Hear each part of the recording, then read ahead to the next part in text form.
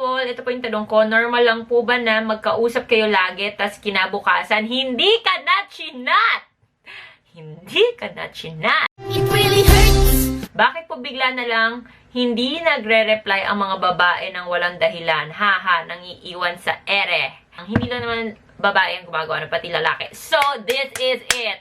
Listen, ito na ang issue. Case in point, ghosting. Casper, the not-so-friendly ghost. Ito na nga. Not cool. Sobrang not cool yung mga taong nang-ghost dyan. Hindi maganda. Hindi masarap sa feeling yung parang, okay, nag-i-invest ka, akala mo, you're doing well, you're getting along, click kayo, biglang, hindi na pala. Sama na ugali nila. Kaya sila nang-ghost. Number one, hindi dapat siya normal. Kasi dapat yun ginagawa. And kung bakit, hindi ko alam. Siguro trip talaga nila sa buhay yun. Gusto nilang nananakit. Baka biktima ka or biktima yun ng mga nagsisend to many once yung talagang pinakagusto niya nag-reply or nag-get along na. So yung mga naiwan, wala, sabog. Ewan ko sa mga ghosters na yan. Ghosters. Pinauso kasi ni Kuya mong Gerald. Yan tuloy. Iyak ang ate mong Bea.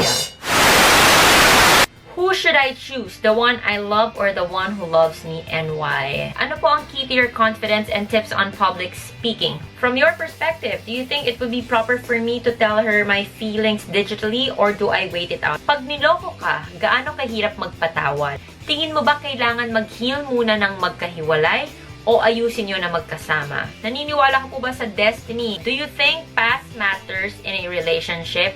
Paano mag-move forward nang hindi mo maaalala ang nakaraan?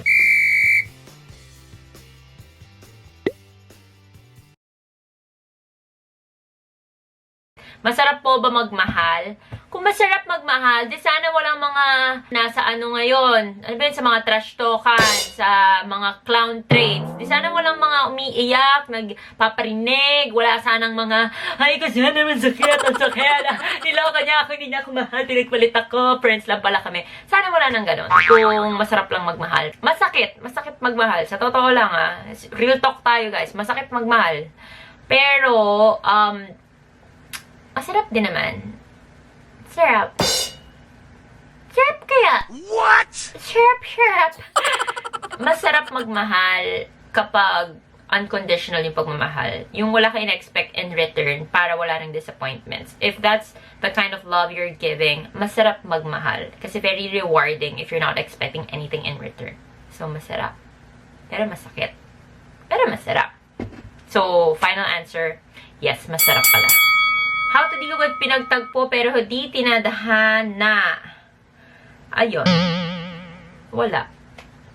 Next. Thank you. Next. Dapat yun ang attitude. Nagtagpo, di tayo pinagtadhana.